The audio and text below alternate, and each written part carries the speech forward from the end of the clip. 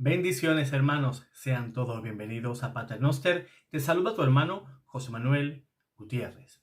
Si quieres ayudar a este canal a seguir adelante en su camino de evangelización, aquí debajo en la descripción podrás adquirir varios de mis libros. Uno sobre Padre Pío, una experiencia sobrenatural que yo viví con el santo de los estigmas. Y también diferentes libros, entre otros, pues un libro para ayudar a las benditas almas del purgatorio. La iglesia nos invita en noviembre, pues, a rezar por las almas. Es el mes especial donde la iglesia, ¿no?, nos pide y nos ruega que los cristianos recemos por nuestros difuntos, pero que al mismo tiempo nos pide también que no nos olvidemos de ellas, pues, durante todo el año, ¿no? Pero especialmente es el mes de noviembre.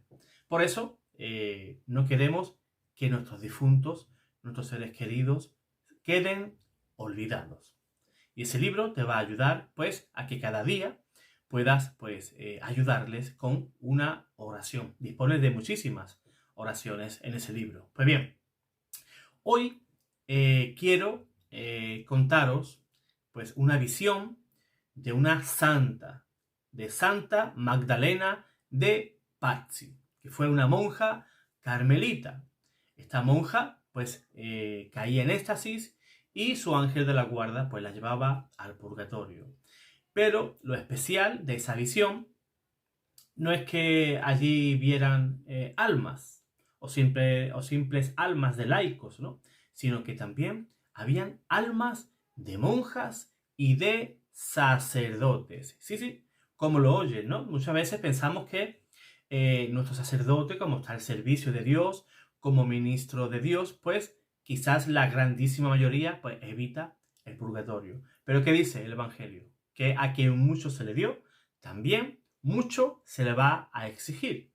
Por eso también debemos de orar, tenemos que rezar por nuestros sacerdotes, por todos, pero muy especialmente por el sacerdote de tu parroquia, ese al que tú le ves 1000 defectos, porque llega tarde, porque no le ves gran devoción al celebrar la Eucaristía, aquel que siempre tiene prisa, que no tiene tiempo de confesar, pues a ese tienes que rezar al Señor para que el Señor encienda la llama de la fe y también esa llama por el celo de las almas. Y por eso es nuestra obligación de rezar por nuestros sacerdotes, para que sean fieles a lo que Jesús les pide y a lo que Jesús también les exige como verdaderos ministros ordenados de Dios. Pues bien, como hemos dicho, en el purgatorio hay monjas y hay sacerdotes. Por muy extraño que te parezca a ti, por muy extraño que me parezca a mí. Y os voy a leer un pequeño relato de esta santa, de Santa Magdalena de Pazzi, que fue una monja carmelita. Por eso quiero que estéis atentos. Es muy cortito este fragmento y me gustaría pues comentarlo, ¿no?, con ustedes, y también me gustaría que ustedes pues me dejarais en la cajita de los comentarios pues vuestra propia opinión sobre esta experiencia.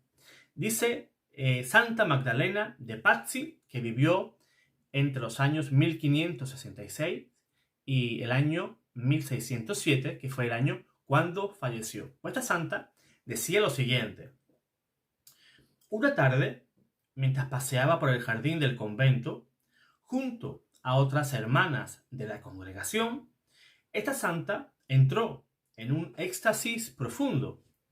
A los pocos segundos se la oyó susurrar: sí, acepto ir. Con estas palabras contestaba a su ángel de la guarda, quien la había invitado a acompañarle al purgatorio para descubrir cómo era éste y lo que ocurría entre sus tinieblas. Las monjas, que en ese momento andaban junto a Magdalena, la miraron llenas de miedo y espanto al descubrir sus bruscos movimientos, lamentos y gritos. La santa no había hecho sino entrar en los abismos del purgatorio, experiencia que luego relató magníficamente en un escrito que aún se conserva en el Vaticano. Durante estos sobrenaturales momentos de visión, Santa Magdalena de Pazzi anduvo durante ciertos minutos totalmente encorvada, como si su espalda cargara un tremendo peso. También relató que escuchó grandes gritos de dolor, expresiones de tristeza y de enorme arrepentimiento. Después el ángel la llevó a los estadios más profundos del purgatorio, en donde descubrió, llena de espanto, que entre las almas también purgaban monjas y sacerdotes. Pues bien, nos tenemos que parar a reflexionar, como he dicho al comienzo. Dice la Escritura que todos somos pecadores, ¿verdad? Y quien diga que no tiene pecado, pues miente. Pues igualmente, por muy religiosa o religioso o sacerdote que haya sido y que lo hayamos visto vivir con gran celo su ministerio, son personas también con esa concupiscencia, ¿no? Esa inclinación hacia lo malo. Porque esto se puede convertir en un arma, de doble filo. Porque podemos pensar, vale, el padre tal, pues era muy santo. ¿Para qué voy a orar por él? ¿Para qué voy a rezar? ¿Para qué voy a ofrecerle misa? Si ese señor era buenísimo. Qué santo sacerdote era. O aquella monjita, ¿no? A la que tanto admiran, ¿no? Por su caridad, por su amor, por su entrega. Y tú puedes decir, pues, qué buena era esa monjita. Como decimos aquí, ¿no? Era un trocito de pan. No voy a rezar. ¿Ella para qué? Si está en el cielo, se la llevó el Señor. En contadísimas ocasiones, hermanos, un alma va directamente al cielo. Siempre va a haber cosas, acciones, omisiones, muchas, en las cuales y de las cuales vamos a tener que dar cuentas. Dice el Señor en el Evangelio, de toda palabra ociosa vamos a dar cuentas. O sea, de toda palabra vamos a dar cuentas. De toda omisión vamos a dar cuentas. De toda acción pecaminosa vamos a dar cuentas. Y la vida es lo suficientemente larga para que nosotros, pues, caigamos en pecado. Una mala palabra, una crítica mal hecha, una calumnia, un mal gesto, un ahora no puedo, pudiendo, ¿verdad? Pecado de omisión. Atentar contra la caridad de otro. Infinidad de cosas, ¿verdad? En las cuales podemos pecar. Y decir que un santo sacerdote o una santa religiosa, por muy devota que haya podido parecer en esta vida, pues pensar que no ha llegado al purgatorio, pues me parece un poco arriesgado, ¿no? Leí en una ocasión, no lo sé, me gustaría que me ayudarais a confirmarlo, que incluso Padre Pío tuvo que pasar un purgatorio muy breve, pero pasó. Y fíjense, un campeón de la fe, Padre Pío de Pietrelcina. Pasaba 18 horas confesando, apenas sin comer, sin dormir, sin descansar. asistía a la Santa Misa, que la daba muy temprano, a las 5 de la mañana, y ya había una grandísima cola. Y ese gran santo tuvo que pasar un brevísimo purgatorio. Brevísimo.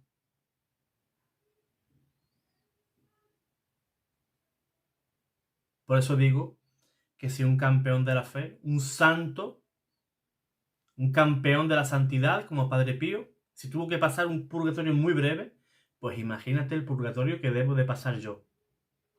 Que por otro lado ya lo firmaría. ¿Por qué? Porque sé que ya soy salvo.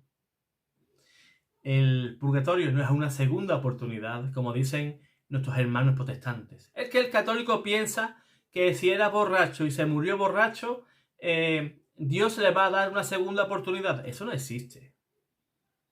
Eso no lo enseña la Iglesia.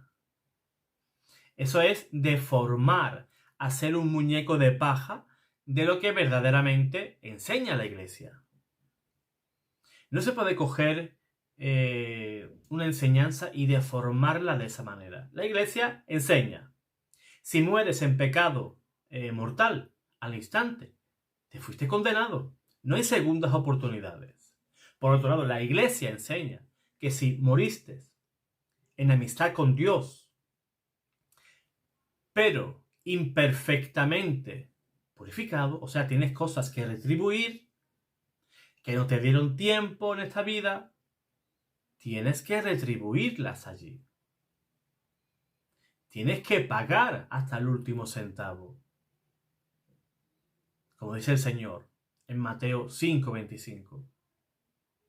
No saldrá de allí hasta que haya pagado hasta el último centavo. Hasta el último reato de pecado. Y muchos dicen: yo no veo el purgatorio por ningún lado. Por supuesto, la palabra no la vas a ver, porque es un término teológico que la Iglesia tuvo que crear más adelante, porque es justo por eso que no aparecía ese término teológico en la Biblia, pues la Iglesia tenía que darle un nombre a esa enseñanza, a esa doctrina. Entonces es un invento, sí, claro. Igual que la Trinidad, ¿no? La mayoría de los cristianos creemos en el Dios Trino, y la palabra Trinidad, de igual modo, se tuvo que crear más adelante. La palabra Trinidad no aparece en la Biblia. La enseñanza existe, sí existe, pero no el término teológico que la Iglesia más adelante, con el devenir de los siglos, le dio a esa doctrina. Por eso los hermanos se pasan leyendo Biblia, mucha Biblia, mucha Biblia, y no ven la enseñanza. Ellos lo quieren facilito. Ellos creen que la Biblia es un diccionario. Un diccionario teológico. A ver, purgatorio, ¿dónde está? No lo encuentran. Y le dan vueltas. Y leen la Biblia al derecho. Y leen la Biblia del revés. Y no lo encuentran. Y le dicen al católico: el purgatorio no existe.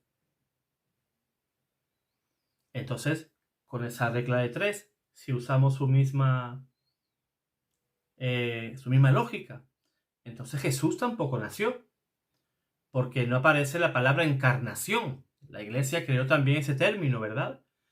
Para enseñar que el verbo eterno, tomó carne de María y se hizo hombre y habitó entre nosotros. Pero la palabra encarnación no aparece en la Biblia. Pero Jesús sí estuvo entre nosotros, ¿verdad? O también es un invento de la Iglesia, porque aquí parece que la Iglesia no para de inventar. Para ellos parece que la Iglesia no para de inventar. Cuando lo que inventan, mentiras, son otros. Por eso, para ir dando término, hermanos, pues acuérdate de tus hermanos sacerdotes y de tus hermanas religiosas. Yo, por ejemplo, en el colegio de mi niño, la directora es una monjita, una monja, se llama María José, y es una persona, sinceramente, muy difícil de tratar. Bastante complicada. ¿Qué tengo que hacer? Pues rezar desde ya por ella. Para que aprenda a tratar a las personas. Para que aprenda a que tiene un cargo en ese colegio y que debe ser consecuente a ese cargo y también a lo que representa. Porque no se representa ella misma, sino que se representa o ella representa también a la iglesia. Si ella da mal ejemplo, la gente no va a hablar que esa persona pues la trata mal, ¿no? Sino que la gente va a decir que en la iglesia pues hay malas personas y que no tratan bien a la gente y vamos a manchar el nombre de la iglesia. Por eso tenemos que ser consecuentes pues a los cargos que también ostentamos y también consecuente a esos votos religiosos que un día pues tomaste.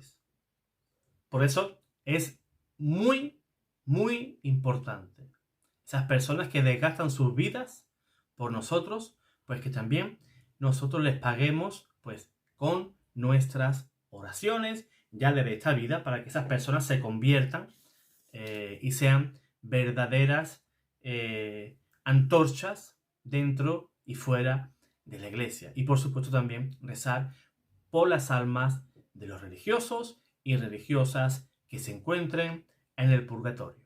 Dios te guarde, Dios te bendiga.